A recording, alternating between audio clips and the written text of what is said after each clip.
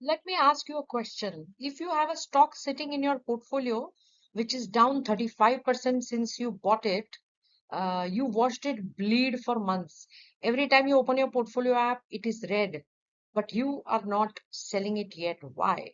It's not because you've done the analysis and you're confident it'll recover. It's not because your investment thesis is still intact.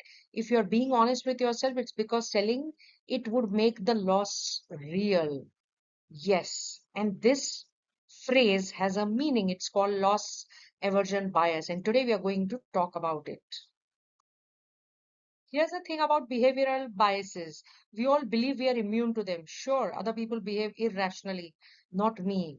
But let's talk with data. Research on retail investors consistently shows that people sell their winning stocks 1.5 times more often than their losing ones. Think about that for a second. We hold on to the bad and we let go of the good. We do exactly opposite of what logic would suggest us. The pattern has a name, the disposition effect, and it's not a minor quirk. Studies show it costs the average investor anywhere between 3.2 to 5.7% in annual returns per year. Yes, that's the number. Losses feel about twice as painful as equivalent gains feel good. A 10,000 gain feels nice, a 10,000 loss feels devastating. Same number, completely different emotional weight. So, what ends up happening is your winners get sold too early in the game.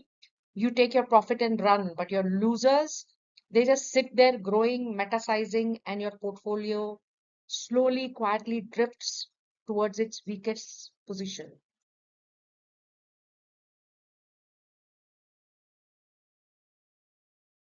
The psychology behind this loss aversion bias, we already saw that, right? The pain of losing is roughly twice as powerful as the pleasure of gaining, though amount might be the same, which means that your brain is not optimized for rational investing. It's optimized for avoiding pain. So when you are sitting on a losing stock, your brain makes a very clean, very unconscious calculation. If I hold, the loss is still unrealized. There is still hope. If I sell, the loss becomes real, and that's the regret. Over and above this, there is also a sunken cost fallacy layered on top of it. The price you originally paid for the stock becomes an emotional anchor. I bought it at 500, though it's now 320. I cannot sell at 320. But here's the thing, the market doesn't know what you paid, the market doesn't care what you paid.